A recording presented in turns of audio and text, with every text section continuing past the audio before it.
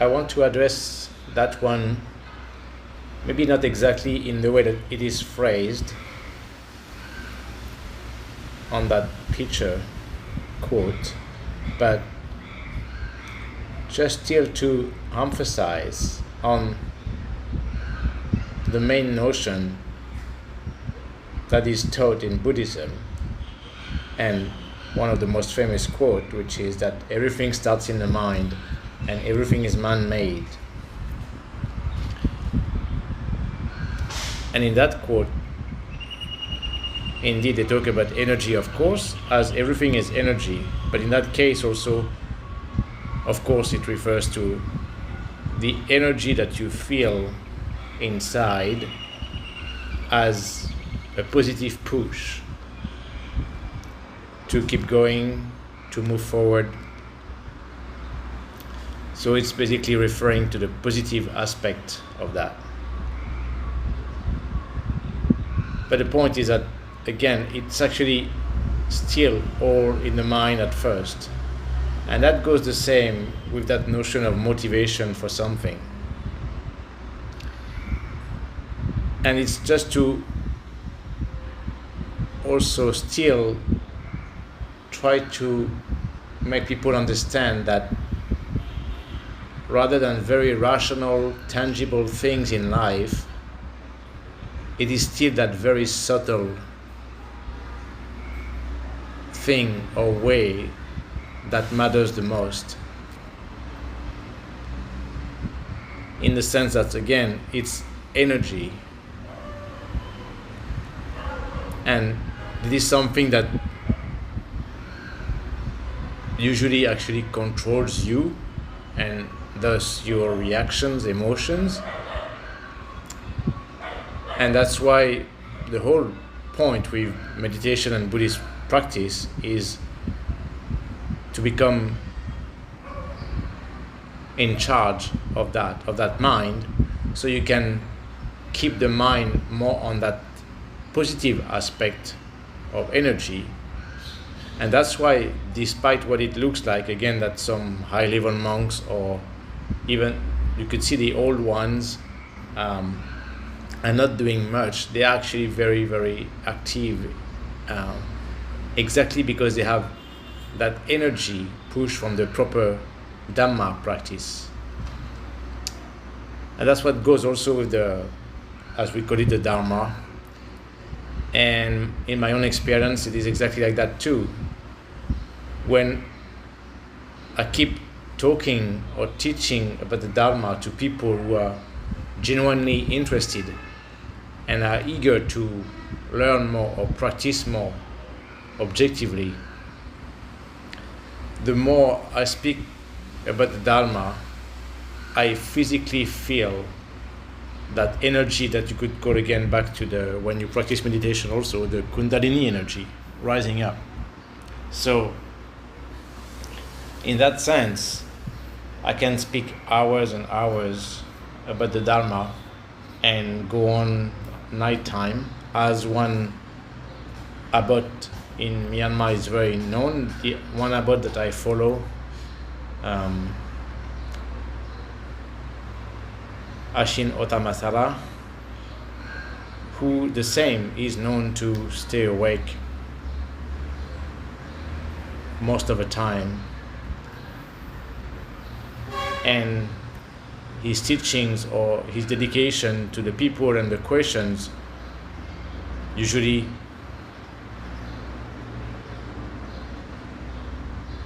makes him end up interacting very late at night and still get up early.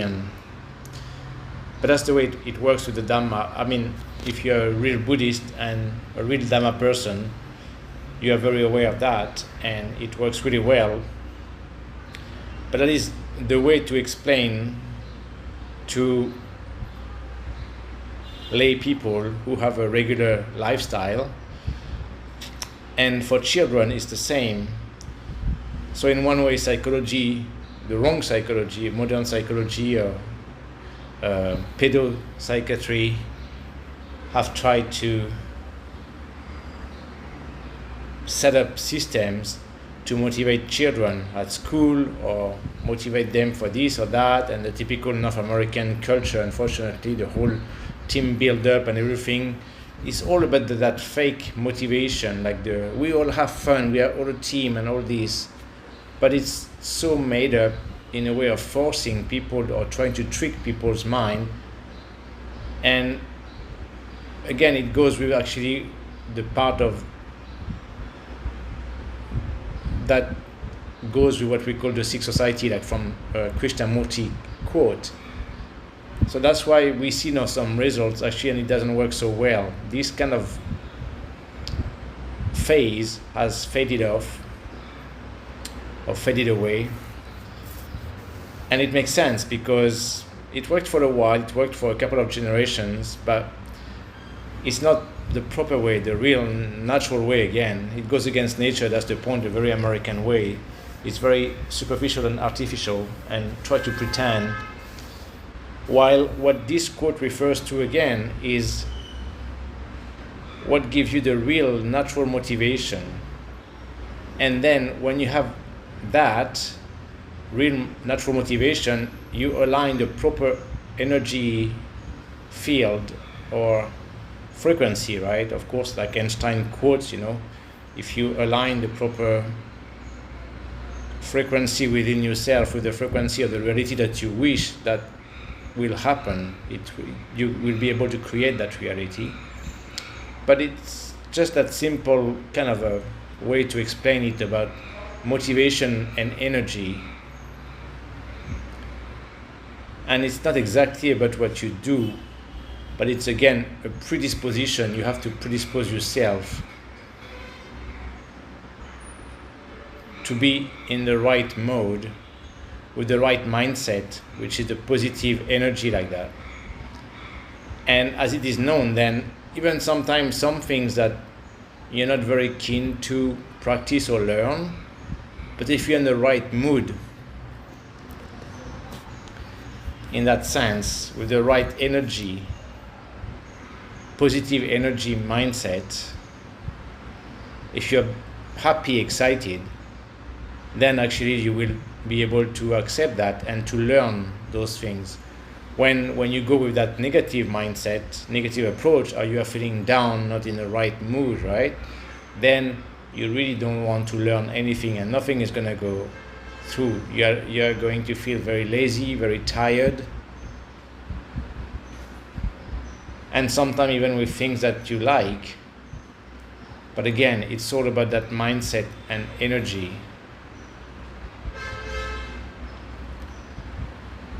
But yeah, it goes both ways. Again, there is the also famous thing or situation where people say that basically if you are in the wrong company, these people will drain you. And it goes back also to a famous way of explaining it and quotes from Eckhart Tolle, right? That it's exactly that mindset again of being here but wishing you were there. That is exactly that negative mindset and negative energy, and that is draining. Then you don't have the right energy. But then yes, you can say that if everything being energy, you should learn to really properly tune to that. And again, if it's a situation where it's about the person or the thing or the situation that makes you wonder if it's right for you or not, then exactly you will know that like that.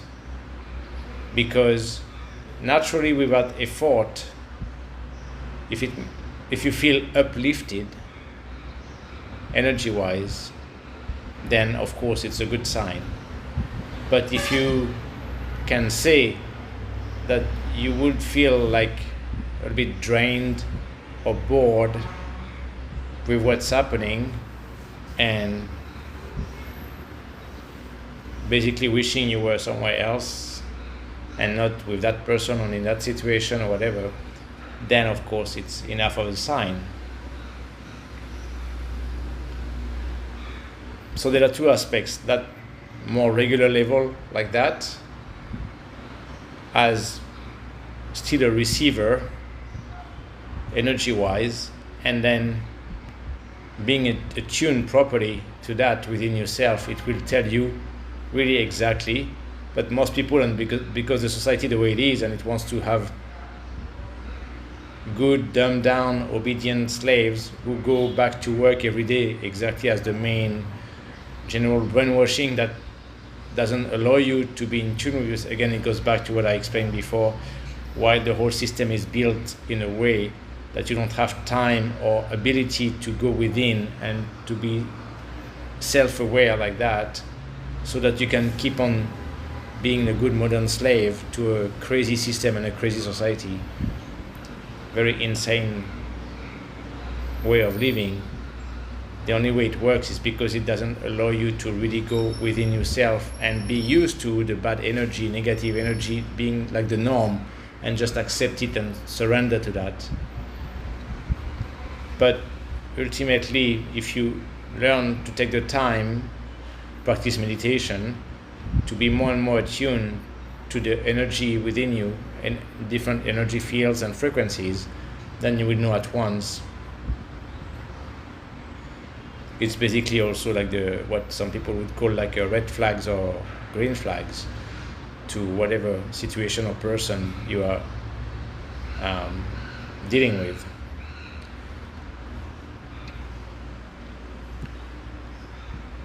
But yeah, in that sense, it's very true, and you could say it goes back to instinct or intuition, but that's basically what it is about.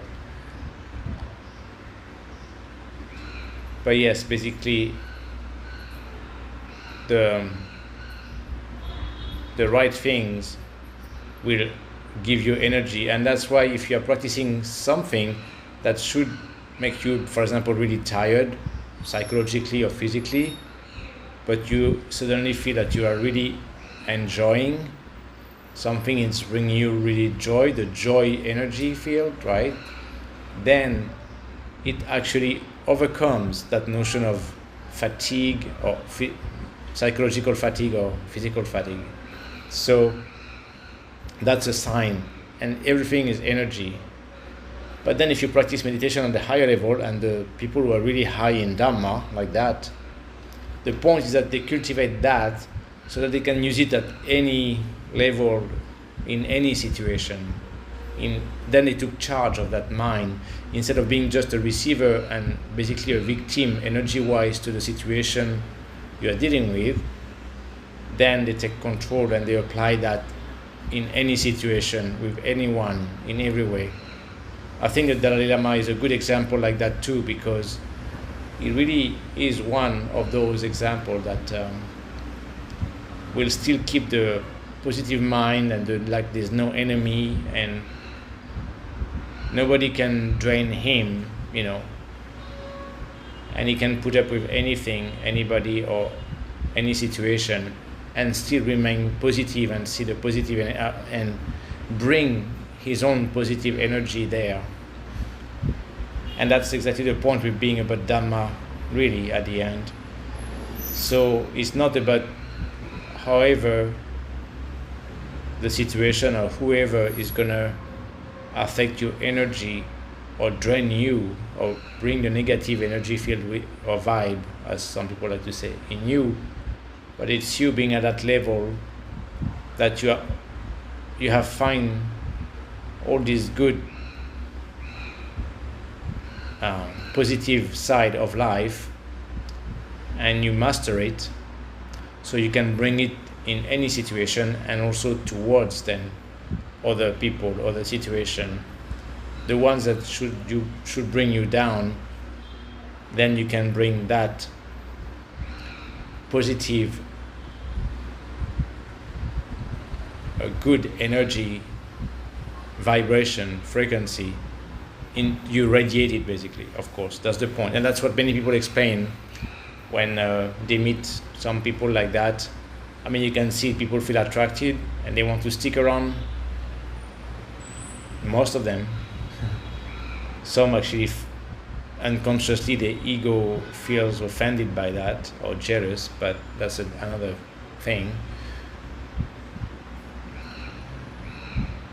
But anyway, it shows in that reality. But the point is that you can also reach that level where you carry that all the time. That's why you're never depressed. And also it relates to what I explained before in that talk about the sleep and the notion of sleep, or the need for sleep, and it goes together. As I explained earlier in this talk, that, and from my own experience, I feel, of course, very uplifted even more, let's say, when I keep talking and sharing the Dhamma knowledge, the Buddhist teachings, to some people who are objectively eager to learn and to practice, and then never feel tired, of course. And then it becomes the same, nighttime, and not really the need for sleep. And that's the same as when I am in that context. I mean, I'm talking about real experience, concrete experience. Following some sayadaw like this on the road, when it's in that context of Dhamma and going from a place about sharing the Dhamma to another place and sharing with people who are about Dhamma, the energy is there. And as I meant, I can drive whole night like I've done before. I only stop because my vehicle needs gas, but actually I don't need to rest. And the energy is up there. And don't feel tired. Don't feel the need to stop to rest. The Dhamma energy can carry you so much like that. And that again relates to some other quote, but yeah, when you reach some higher level, then you will discover some things you never suspected within yourself, or capacities or skills that way. I never thought it would be possible, but again, as Goenka says, Dhamma will help you. If you dedicate properly yourself, your life to Dhamma, Dhamma will show you in return and confirm it will help you and give you that, basically that energy in general to face anything, any situation, and to handle anything the proper way. Also makes your mind clearer, of course, to make the right decision at the right moment, etc. So it's all the positive, it's all benefits, of course, as it is often mentioned. Become a very dedicated Dhamma practitioner the proper way, with the right mindset,